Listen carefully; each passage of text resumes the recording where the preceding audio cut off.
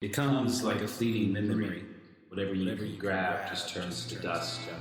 Like eye contact with a stranger in a crowded room. Is a dream begging to reveal. The passing note of a song. The glimmer of the Okay. Sigh. She is recording. Got some extra cable going on here. There we go. Thank you. You're welcome. Thanks for that assist. I'm here to please. Why are you talking like a robot? It's all AI inspired, man. Oh. Yeah, you're not going to need me anymore. You're just going to have an AI. And you're gonna Is do that this. AI 2 letters? You know what it stands for? Artificial intelligence. Oh, no way. Yeah. I didn't know that. Yeah, not comma intelligence. Comma intelligence. We should start a parody site called KI. Okay. It's a chat GPT, but with comma intelligence. We should just call it PI, politic intelligence, and like make fun of all the sides. All right. Well, yeah, well, we've already started. I know. Welcome To the shores. It's been a few weeks. It has been. It's been a wild and crazy ride. Yeah. You had some vacation. Mm-hmm. I went and visited my mom. Little SOI sabbatical. Mm-hmm.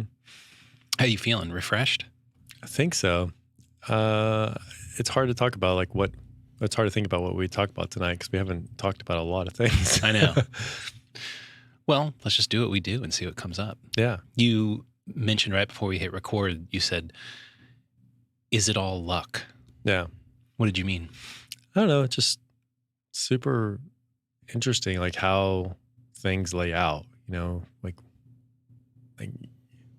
I don't think you or I would say we thought our lives would be what they are today. Mm-hmm.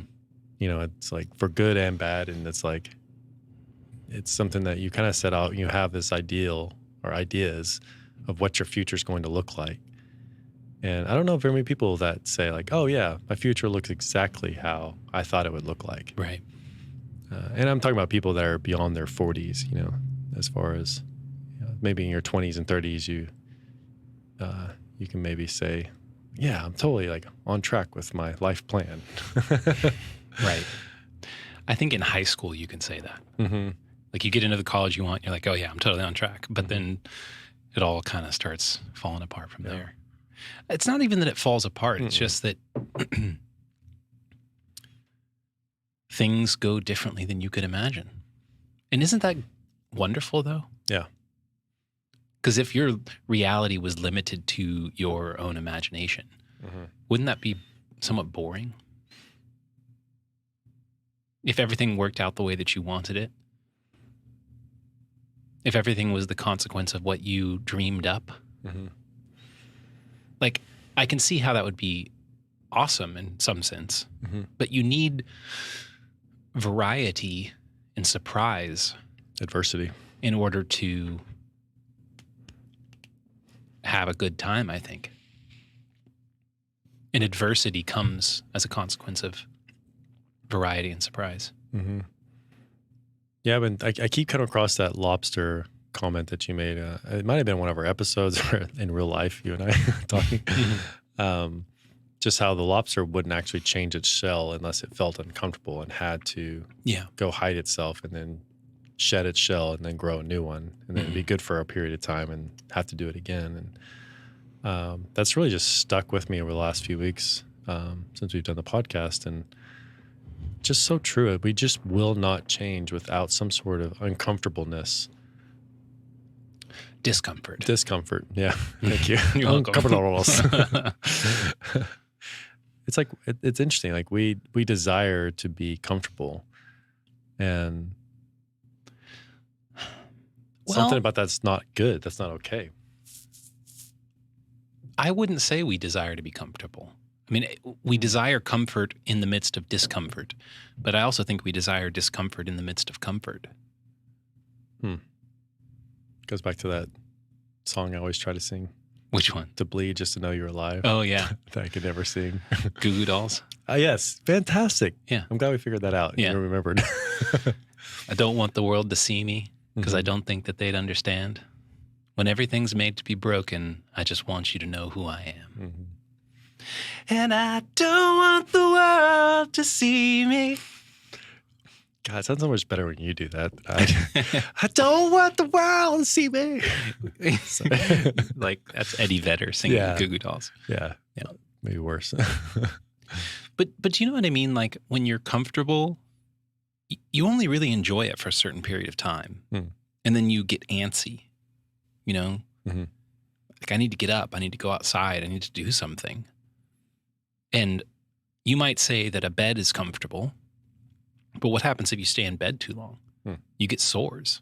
Yeah. Your body starts to develop wounds. Yeah, atrophy. Yeah. Well, I'm thinking of bed sores. But, oh, gotcha. Yeah, but your muscles would atrophy too. So you need a mixture. And I'm thinking about your question, is it all luck? I think a significant amount of our lives is something like luck. Mm-hmm. And that might just be that word might be a veil that allows us to talk about something which is extraordinarily complex. Like of all the things that could happen, you know, a certain thing does happen. Mm-hmm. Is it luck? I mean, you're partly involved in it, but it's partly something like, well, what's the probability that thing might happen? Mm-hmm. Yeah. I think luck is too cheap of a word, but it's a useful word as far as we kind of all know. It's like, oh, you're just lucky, you know? Right. But it's kind of cheap, I think.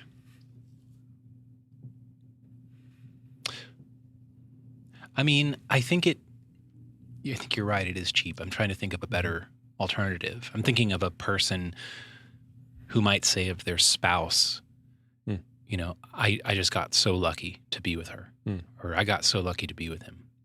I think what that person is trying to say is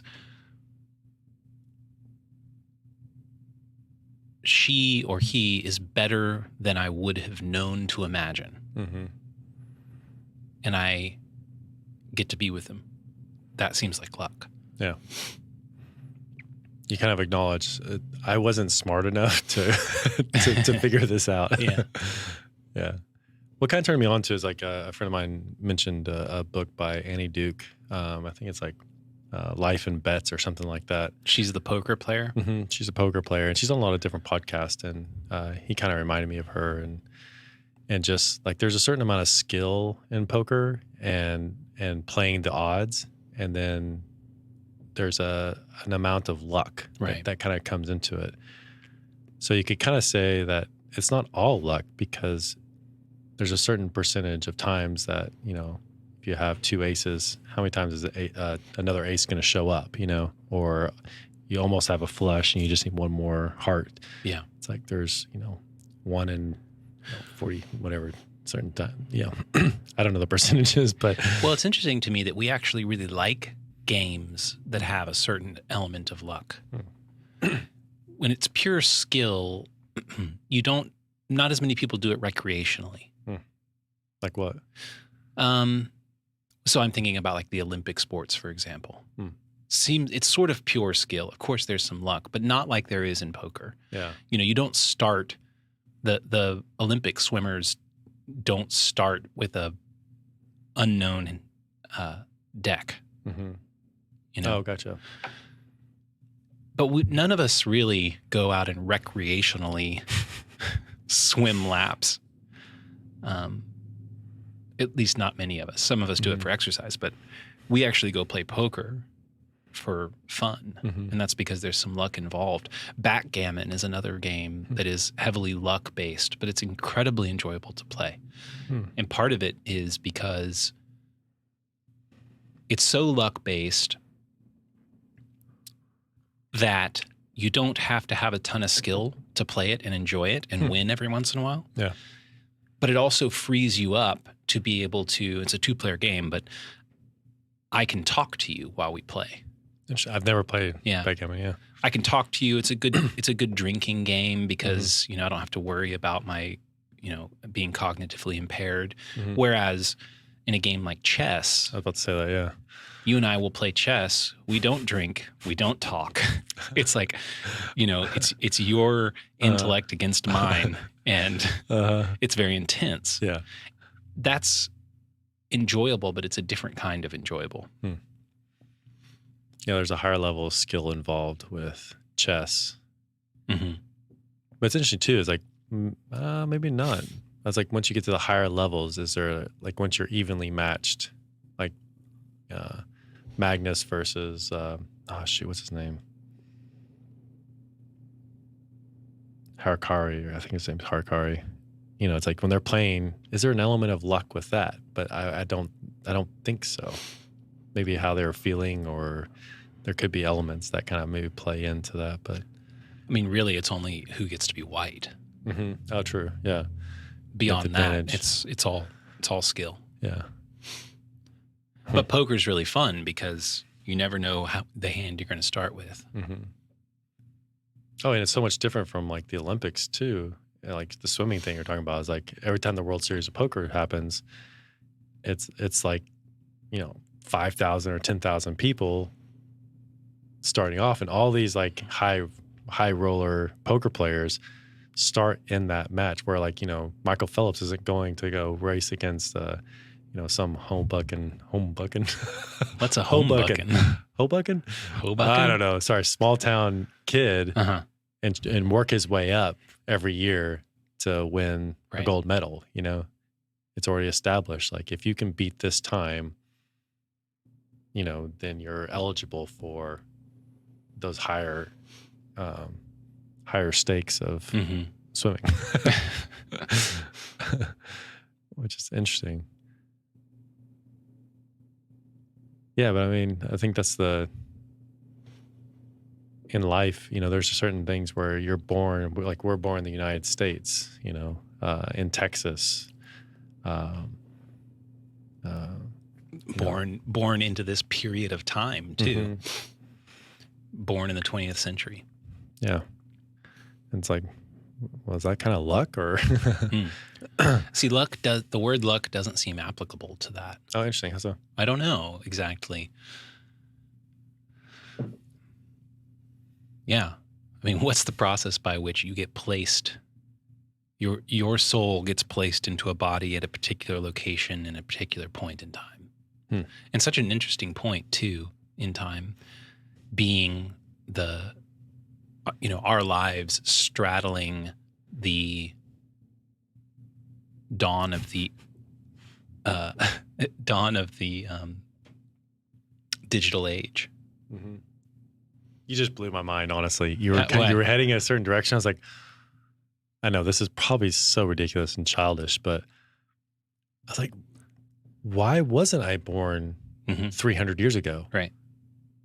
Like the Michael who says I, like how, like you could say, I mean, you go back to like, okay, DNA, blah, blah, blah, blah, blah, but. Well, it's like the answer is because you are your parents' son, and your parents were born at their particular time. Yeah. Because they are their parents' kids. Mm-hmm.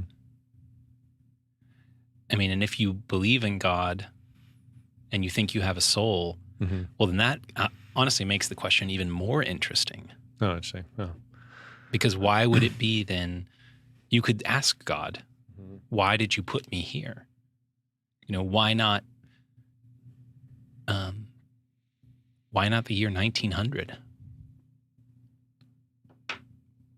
Why not year zero? Mm-hmm. What purpose do I have for you in this particular point in time? Yeah. Such a trip.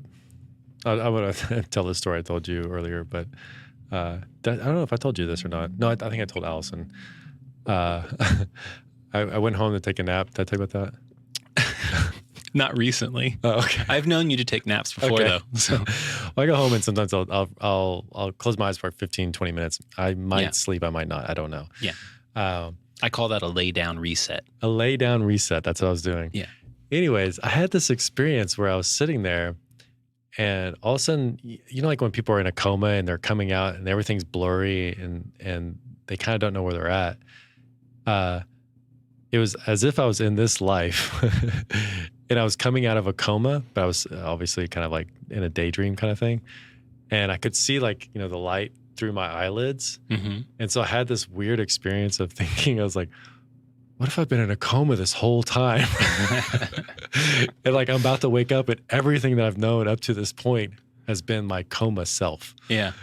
And it was really trippy, how you're kind of like not quite asleep, but you're also like, and it was this really weird sort of like a moment where I was like, I didn't know what was true, what was not true, Yeah. And it kind of hung with me even as I was going back to work a little bit. And I was just like, I don't know. It was a really fun little moment of, this is so weird. And then you get into that space where you're, wow, I'm like alive. Like I'm doing things. What's going on here? It's crazy. It really is. In moments like that, you kind of think of like all your troubles as sort of like erroneous. It's like, wow, I'm like breathing air. I'm, I could die tomorrow. Do you really have troubles in relation to the fact that you're alive? Yeah. Like, so I just want to hang on that idea of like waking up from a coma for a second. I have that experience, some similar experience to that. Sometimes if I go sleep somewhere else other than my own home, and like the first night in a new place, I'll wake up and you can kind of tell before you really even open your eyes, everything's different. And like in your mind, you're in your own bed. And then you kind of have to like, oh, wait, what room am I? Oh, what is this? How did I get here? And the memory and reality comes flooding in fairly quickly, but there's a moment where everything's suspended. It reminds me of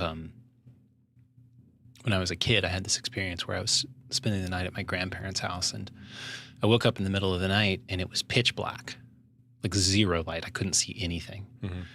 And I didn't really know where I was. And it was so dark that I couldn't get my bearings. So I remember I found the edge of the bed and I got down onto the floor onto all fours, and I was crawling around feeling for things. I was like, oh, right, I'm at Grandma and Grandpa's and there's that dresser. Okay, I know where I am. And I made my way to the door and opened the door, and some moonlight came in, but it was a very strange experience. And then I think I just recently read C.S. Lewis's A Grief Observed, which he wrote after his wife died. And it's basically just his journal, kind of. He apparently just had notebooks that he was writing thoughts down as he was going through that grief. And my dad passed away recently, so I've been reading that, I suppose, for some, what's the word? Solidarity, maybe? Yeah. Perspective, solidarity. Perspective, yeah. But he talks about how his grief sometimes feels like you're alone in a pitch dark room and you don't know where you are. And then you hear something, and that sound gives a size to the room. And you think, oh, maybe I'm in my own house. And then maybe what you hear is a familiar voice. Oh, that's my friend. I'm someplace safe. But before you start recognizing things, there's this feeling that you have that I might be in a dangerous place. And you don't know. Yeah. And it's interesting how the unknown can resolve into the known and safety, or into unknown and danger. And the way that you respond as you're seeking out the answers to those questions, I think reveals something deep about the nature of existence. That's interesting. Just the idea of waking up and trying to establish, and metaphorically or even literally, where you stand. Where am I? Right. Like you thought you had a baseline understanding, and then all of a sudden you realize, oh, maybe my baseline understanding was just a coma that I've been in forever. And now I'm waking up into the real world.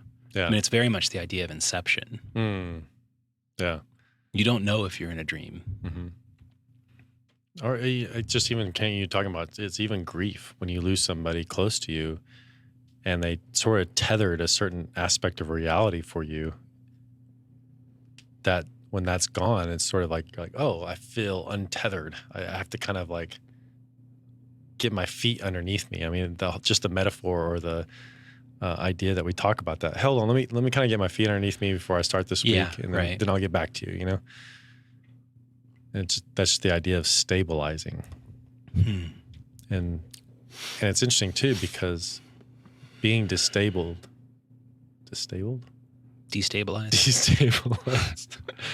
Wow, destabilized. It's actually sometimes a really good thing. You know, too much is not, but it kind of helps you look at things new and take on a new aspect. Or even like, you know, you're talking about like, you know, like my dad died, your dad's dead, and I said, no, words are not kind of a harsh thing to say. Your dad's dead. Your dad's dead. My dad's dead. Well, you know. But it's like there's certain parts too where we had another friend recently, like where their parents passed, and they are the elder generation, and it kind of changes your perspective all of a sudden. Like there's not another generation ahead of you. It's like you are that generation ahead, and those things make you look at life differently. When you have people before you, it's like you have someone to look to, and then, you know, and then also behind, and then at some point you become that sort of high or in the. You become the behind, become the caboose. Yeah. It's interesting. You said, "Let me get my feet underneath me," which is something that makes perfect sense. Like I'm encountering something unknown. I'm encountering some amount of confusion. I'm encountering a task that needs doing, understanding, solving. What do? You stand up. You stand up under it. Like you wouldn't ever say, hold on, let me get my head in a comfortable position. Like there is something about, well, let me gather my thoughts. I mean, you might say like that. Yeah. But the fact that it is what is that, a colloquialism? Let me get my feet underneath me. It says something about the idea that as a living creature, we stand up so that we can do things. We're active. We don't use metaphors of rest for dealing with problems, which kind of goes back to the comfort-discomfort thing. In times of discomfort, you might seek comfort, but also in times of comfort, you seek discomfort. Here's a problem. Here's a new unknown. Well, let's rise and face it, just like the sun rises and it naturally wakes you. When I took a trip to Mexico a couple of weeks ago, and I was staying in this little place that was off the energy grid, and so there was no AC at night. You were allowed to run the AC during the day because there were solar panels, but not at night. And so I had to sleep with these big plate windows open so the breeze could come through. It was quite nice, actually. But the sun rose at 5:30 a.m. and the sun rose directly into the window and started shining on my face. And it didn't really matter how late I stayed up or how many margaritas I had or whatever. That sun, I woke up and I was like, okay, let's go. The sun is calling for me to get up, to move. That seems so deeply important to me, that we rise, we stand up under that which burdens us. Yeah. We stand up against that which we don't know. And we have an effect on it. It isn't luck. There is a lot of luck involved. But the second you open your eyes and you stand up and you say, let me get my feet underneath me, you are now an active agent in the unfolding of reality. It's almost in the face of the unknown, which is, you know, how much is this luck? How much is this choice, skill, blah, blah, blah. It's like, I'm going to stand up and move forward. And even the unknown of like, what is going to happen. But I also kind of wonder, what do you think about the other times where, like, I need to take time to think about something, or you're at your end and you need to lay down, or there's,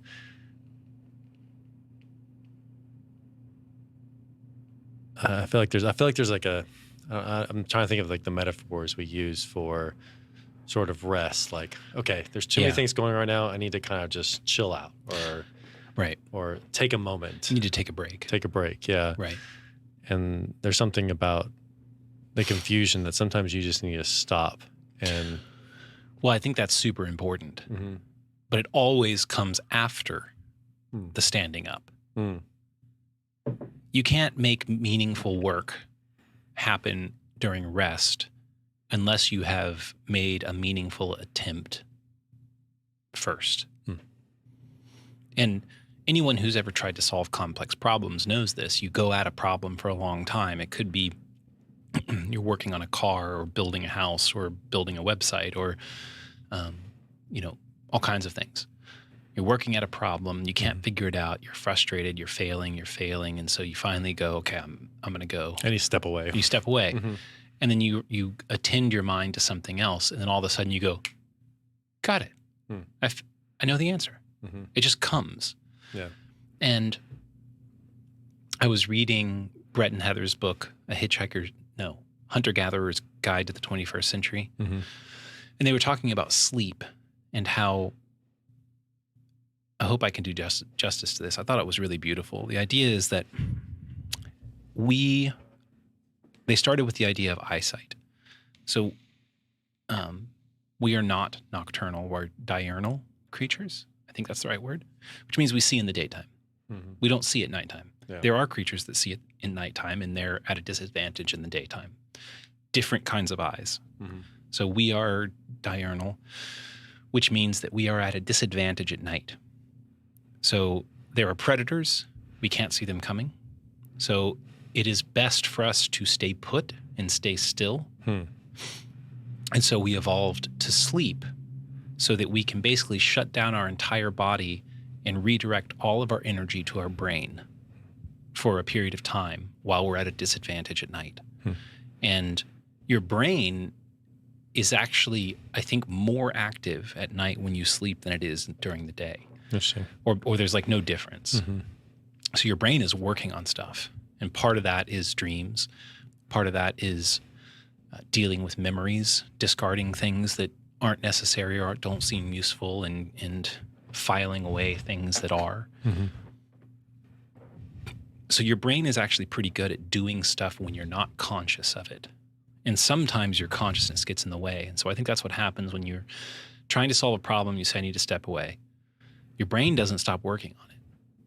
You just need to give the rest of you that's getting in the way a rest and let your brain do its thing. And then generally you'll find the answer. So I think it's necessary. And, a common, well, I don't know how common it is, but I have heard, and I've found this to be true, that if you're learning something new, you should work at it. And then if you can, directly afterward, take a nap. You'll absorb it very quickly. Interesting. So again, the rest and the break is a necessary and extremely functional part of the problem solving and the learning process. But it always comes after the attempt. It's like you need something to chew on during that time. Mm-hmm.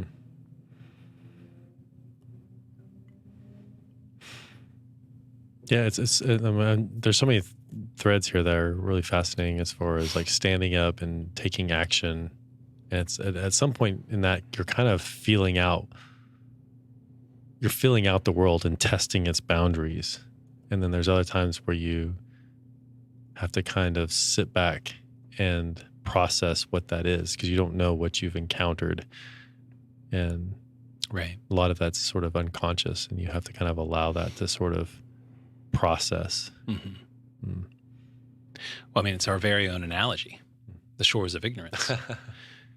You can't live on the shores. Yeah. But you can't learn anything from the island. Mm-hmm. So you have to go rest on the island and take refuge, and then you have to go out into the unknown, into a place of some risk in order to discover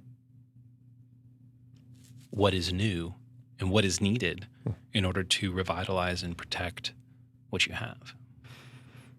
It's interesting. I also was talking about this as far as families go, that, when families are, all the kids are at the house. I wish I would remember it might be on Anon that she's going to. Oh, Al-Anon? Al-Anon, sorry. Yeah. Anon. Yeah. It sounds like, what do you call it? A beauty company or something like that. There's this idea that families kind of revert to the norm after 3 days. So like whatever dynamics your family has, it's sort of like everyone kind of reverts to that same dynamic after 3 days of not being together. And I'll have to look up the facts on this, but it just really, it kind of makes sense of, you're out living your lives, but you come back in this sort of family unit. And it's also, that's a safety too, because it's safe. You know what to expect. You know what your role is. And so you just fit back into that role. Right. It also can be a negative aspect also. And Alice and I were talking about like how as parents, as our kids grow up, it's like there's a certain part, you do provide that structure as a family, but then I think it's important for parents to allow their kids to be different and new in that structure. And I think the parents lead that that sort of dynamic, that family dynamic, which is interesting because I was trying to think of like how, like in my family and Allison's family, and Allison really identified with this. Like after 3 days or less, she feels like the little girl that she was before, Of being with her parents. Mm-hmm. Yeah. Yeah. And, and that was the thing I was talking to her. I was like, I don't feel that way. Like, I don't feel like I'm that little boy or whatever, but I was also kind of weird though in that area. I wonder if there's a difference between men and women with that. I was talking to my mom about this after my dad died, and I was telling her, it's still very fresh, and I was saying, I don't miss him yet. Mm-hmm. I'm not, because there was shock. I mean, my dad passed away without warning. No one saw it coming. And so there was shock for a long time. I didn't really feel anything. And then there was horror. Like, what does this mean? Who knows exactly what role my dad was serving in this world? Mm-hmm. And we're about to find out in a really abrupt way. Mm-hmm. And I think I will miss him. And I already do in small ways, but it's not the pain. I don't feel the pain of missing yet. My mom does. And I told her, I said, I wonder how much that has to do with the fact that your relationship with him as his wife was such that you were meant to move toward him. My relationship with him as his son was such that I was meant to move away. I was meant to grow up. I was meant to move out of the house, to leave, to need less. My mom was the opposite, right? And so I have been almost sort of, just by virtue of my role as a son, trained to miss less and less. Mm-hmm. So I wonder if, Allison feeling like she reverts to the girl, I don't think that it's the daughter's job exactly to do the leaving like it is the son's job. The son is meant to leave and go establish something new. The daughter is meant to be a part of that with some other son. But I could see how Allison might feel a reversion to the little girl and you wouldn't feel the reversion to a little boy, because in part your project as a human has been to move away from that boyhood for your entire life. Yeah, I don't know. Because again, I think, even like leaving your parents and, I guess kind of like a biblical sort of Genesis moment where Adam and Eve were to, or man and woman were to where's that said now? I'm kind of like, but sort of leaving the parental unit and becoming one. It's like you're no longer a part of that. You're separated now and becoming something new, a new family unit. And I think just metaphorically that makes sense. And I find I feel like in healthy spaces I see there's an acceptance of the new, and well, let's go here. Like, your high school friends, they want to interact with you as the Michael or Matt from high school, or, take your pick, someone who doesn't know you as you are now, and like, oh, Michael, this and this. And like, yeah, I'm like not that guy anymore. and you can you could revert back to that person, but that's not who you are now. And, right. And you almost have an aversion to be around those people because they see you as the Michael or Matt or Allison of that period. And maybe that's a little bit different with family.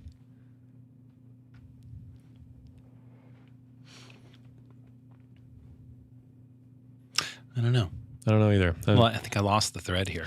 I did too. The main point is that,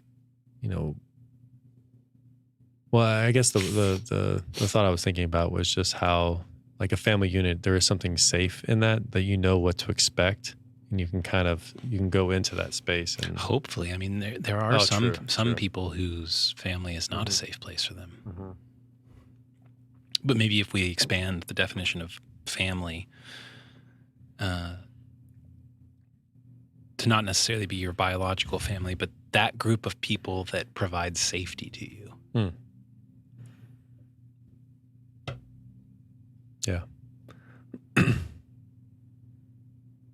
But we want people to stay. I don't think we want people to change. We want the people to be predictable. We don't want people to change. Mm-mm. Yeah. I think it takes a very unique person that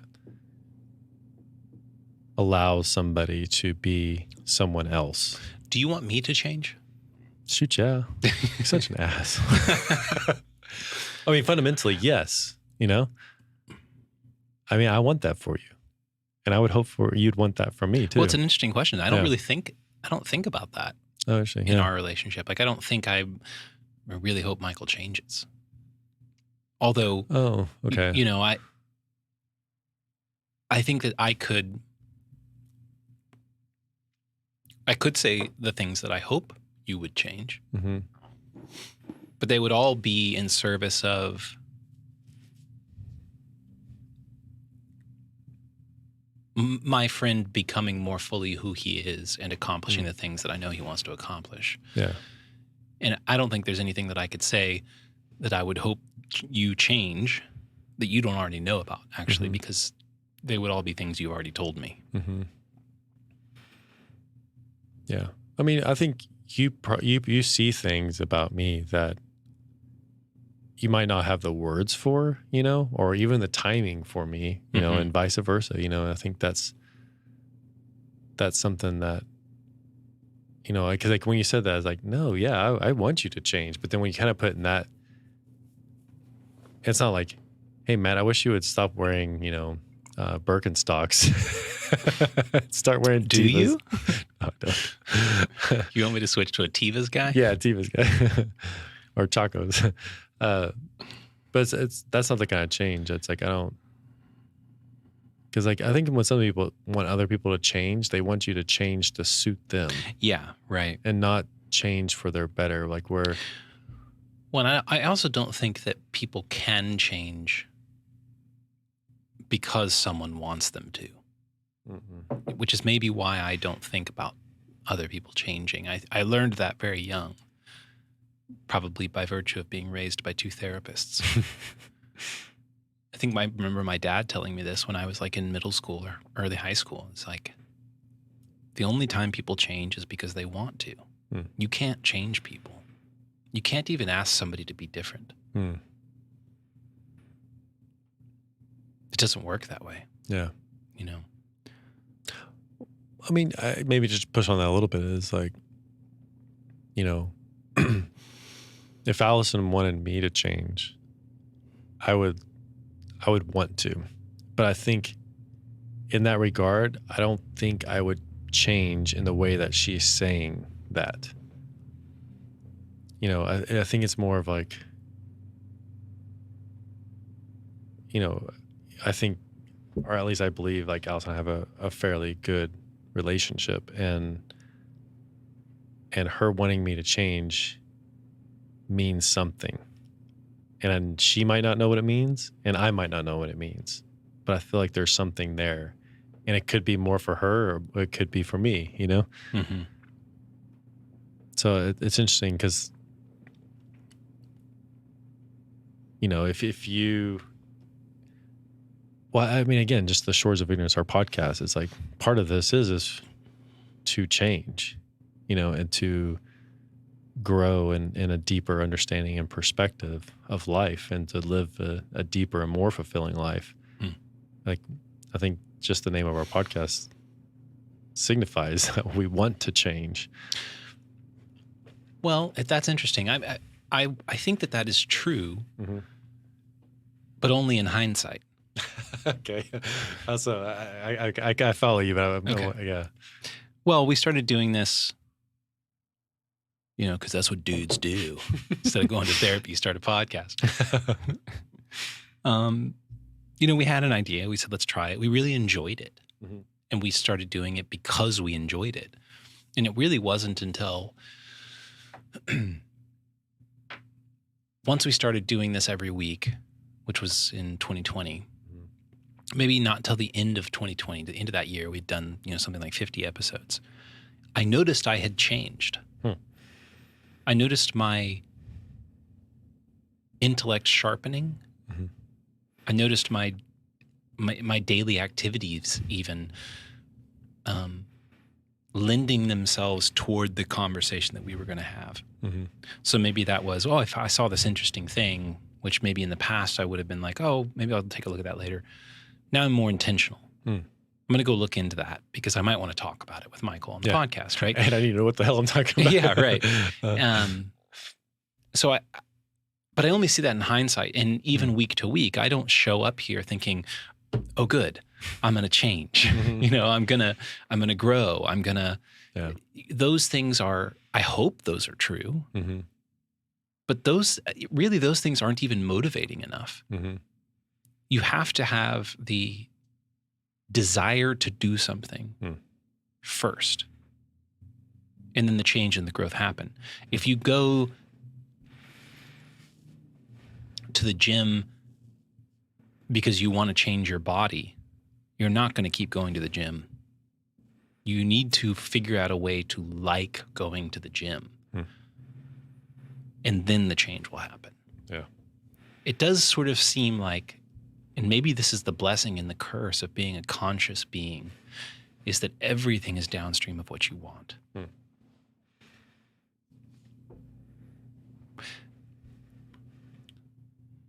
Which, well, reminds me, I read this book about quitting smoking a few years ago. And it was really simple. It's a whole book, really, but you don't need to read the book.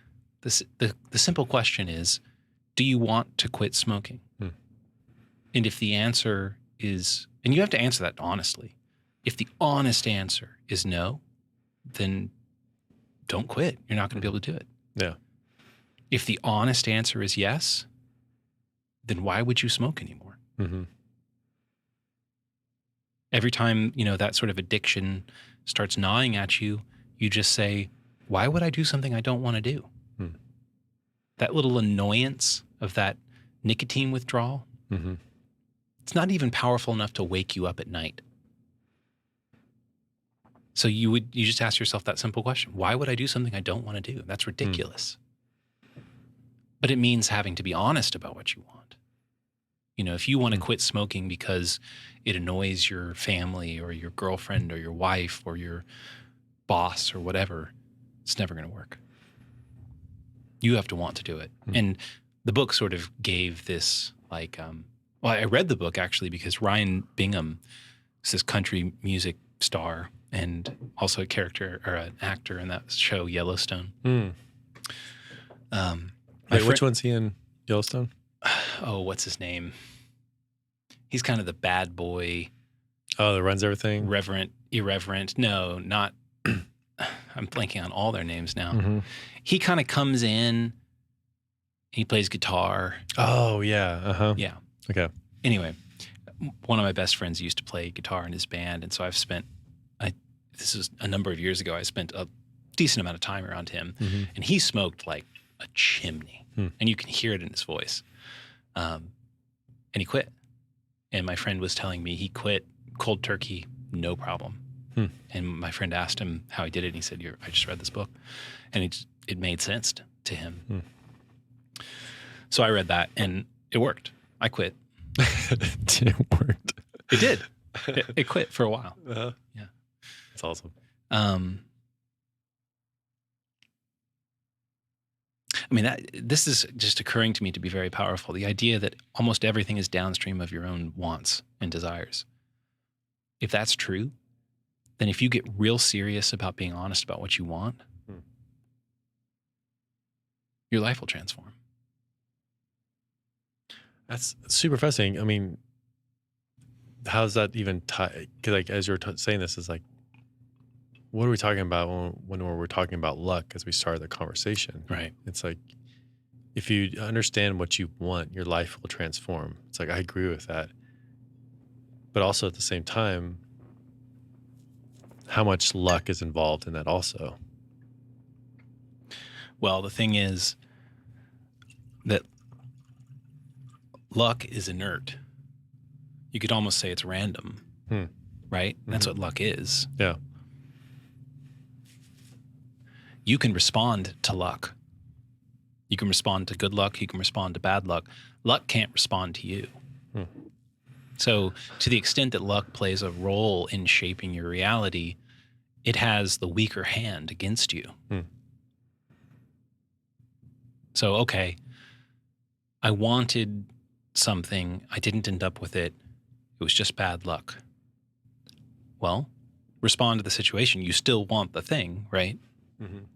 You still want the outcome. So you get to wake up every day and keep at it. Luck doesn't.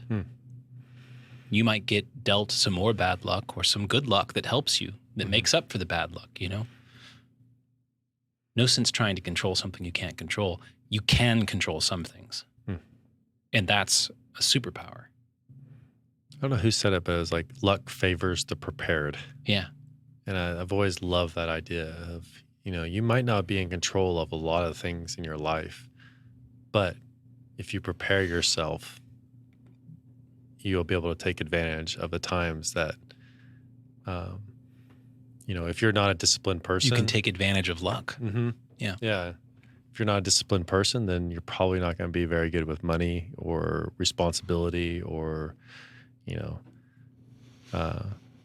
if something plops in your, I mean, again, the lottery is always a fantastic example. It's like, you know, luck happened and you get tens of millions of dollars, you know, and It's almost always bad. it's almost always bad because you're not prepared for it. Yeah. It's like, And if you were prepared for it, you wouldn't have needed the luck of the lottery. You probably would have just made the money. Yeah. And I always think of all the business people that I've read about and how many times they've failed. But by the time that they succeeded, they'd been prepared to handle that success. And you always hear about that with young actors or young successes, is that they somewhat implode at some point because they're not really prepared to handle that. But I think that's interesting. It's just maybe there's an idea of just preparing yourself. And I really kind of hate that we keep using the word luck. I think there's, providence, or I don't know what the other word could be in this, but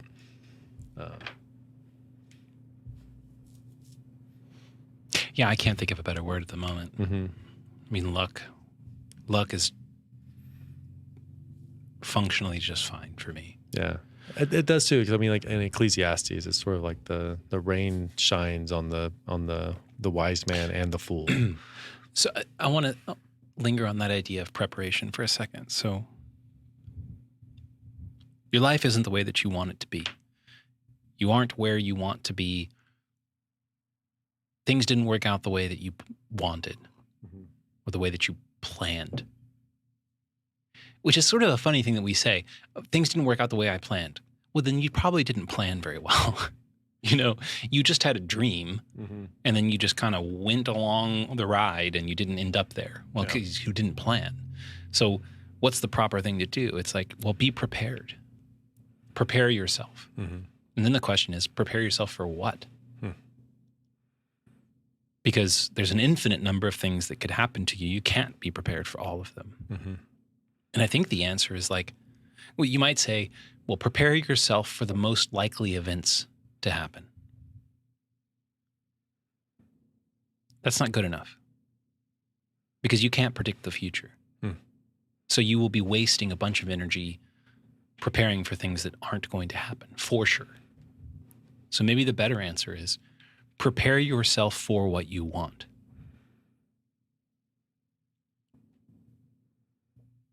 Well, there's no waste there, because everything that I'm preparing for is something that I want. And I might not get all of it. It might take a long time to get all of it. But I will be prepared for it. I will be ready, and I will be waiting. And the process of preparing for what you want makes it much more likely that you will get it. I don't think most of us know what we want, though. I think that's the big problem. kicker, yeah. Right. Well, so if preparing for what you want increases your likelihood of getting it, and if that's the proper way to approach preparation anyway, then the next question is, well, what do you want? That's where it gets really hard. I think most of us, rather than answering that question, are content to just say, any new shows on Netflix? That's interesting, because also the idea of like wanting something kind of brings in accountability. Is that, okay, I want this and I got it. Well, that wasn't very fulfilling. Even like you talk about like, oh man, I really want this new guitar or this new car or this new this, and you get it. And at some point it sort of like loses its luster. It's like, oh, well, I wanted that for a time, but now that I have it, it's not the value that I thought it would be. Well, we don't like being wrong, do we? Well, I don't know what that's like. Especially when you want something and then you sacrifice something for it. So you save up, you spend a bunch of time and energy saving up for that new car, and then you get it and you're like, oh, well, that didn't fill the hole. Shit. I'm embarrassed with myself. Well, that's hard. So, and I think we all know that's hard. And so we mostly just don't even engage the project in the first place. But then when we do engage the project and we discover horrifyingly, oh, that wasn't what I wanted, rather than recalibrate and actually do the work to figure out what it is that we did actually want, we just say, let's just get by with the status quo. Much easier to not want or, desire for anything, which I think is the mistake the Buddhists make. I mean, it's a really terribly difficult question. What do you want? And maybe it's so difficult because it has the power to change the world. It makes me think of like wanting is more of a refining process, because you want something, you go after it, you learn something, and it's not exactly what you wanted, and then it creates a different or new want, and then you go after it, and there's something you learn from it, and you always find everything that you want is always lacking. It's never oh, I'm fulfilled now. But I feel like wanting drives you to more completeness in some sense. Like maybe I'm trying to draw this back to also relationships, you know, like I want to be your friend. And so in that, I learn a lot about our friendship, you know, and it's not maybe the things that I wanted at the beginning are not necessarily the things I wanted now, you know, or like with Allison, you know, like I want to be in relationship with her.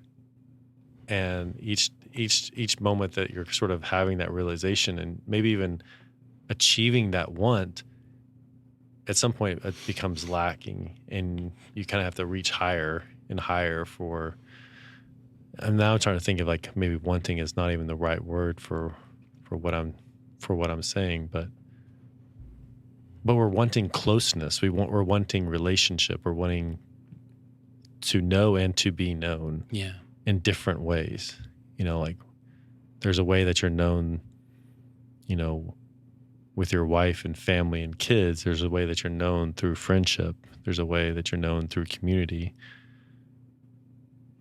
You know, in your community, it's like one of the highest places is to be reliable, wise. People can trust you. And people want that. And sometimes try to be perceived that without any substance behind that also. Right.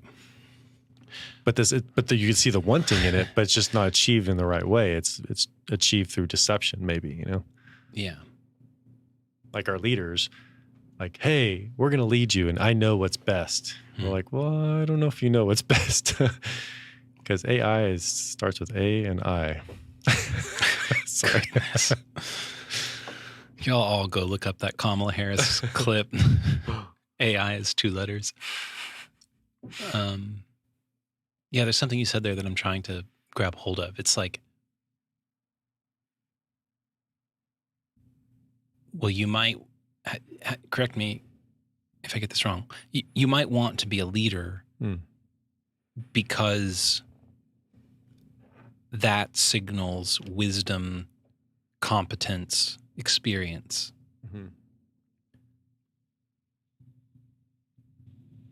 And then, so you might seek out a leadership role and then mistakenly think because you have that role, you have wisdom, competence, and experience. I love it. So early on in Medici, there was this young dude. He might have been in college or just in college. And he approaches me about consulting for Medici. And I mean, just his confidence alone, I totally admired. But he knew jack shit about business and anything. But he had the confidence. I'm sure now he's probably some Fortune 500 dude that is just, it's like if he kept that and learned the lessons along the way, I'm sure he's super successful right now. Yeah, right. But it was also the audacity, you know, to think that, you know, you had something like way beyond what he actually had, you know, but also admire his audacity. Such a difficult problem growing up, learning about yourself, and all the while having to solve pesky little problems like survival. And but what a wonderful privilege to get to do all of that. Yeah. I've been, we've talked about a lot over the past number of years doing Wim Hof breathing. I've been doing a lot more of it lately. And I've had this idea that at my core, I am 2 lungs. And I have a very complicated and sophisticated set of machinery that has grown out of these 2 lungs that does fucking cool shit, you know, like jujitsu, even though I don't do jujitsu, but you know, you do this breathing exercise and I can feel every cell in my body Hmm. wake up and go, let's fucking go. I'm here. I'm alive. I'm moving. I'm full of electricity. I'm full of life. Just because I have these two balloons inside of me that take in the air, the oxygen. And I have this skin that takes in the sun. And I just think I'm fucking alive. Whatever problems I have pale in comparison to the miracle of the fact that I'm alive and I can see it. I can watch it. I have thoughts about it. That's so cool. It's fascinating, like how you said that was, just through like sort of the Wim Hof stuff and the understanding. Because I think about it all the time as far as, when I do the whole breathe out all the oxygen out of my lungs as far as I can, I'm like, oh, this is cool because I'm getting all the carbon dioxide out, and it's like all the oxygen's working in my body, and then I breathe all this stuff, all this oxygen is flooding my system with oxygen. It's like, and then you're talking about the sun. It's like how vitamin D is healthy and good for us, and it's like all this shit's going on, and I don't even know about it half the time. Right? It's like the food, the stuff that the things we think about and meditate on, how much it affects us. And, we just don't understand that. It's like what you give your attention to has a huge amount of impact. And the things you don't even know have an impact on you too. The oxygen you breathe, the food you take.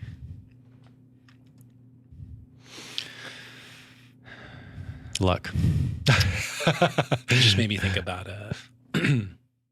again, Brett and Heather on their podcast at the end of every episode of their podcast. Heather says, "Eat good food, go outside." And there's like a third thing, I don't remember what it is, but I mean, you get to eat food. You get to go outside in the sun. You get to dive into a pool of water or an ocean or a lake. I'm not sure what else we're fussing about here.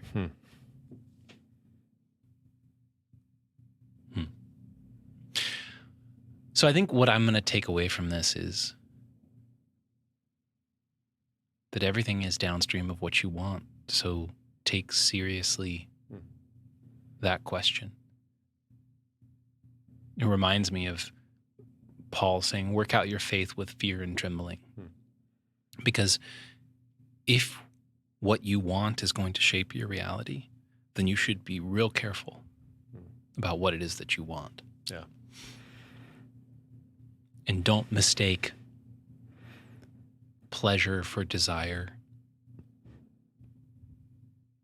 Don't mistake convenience for solution. Don't mistake a title and a role for the thing as a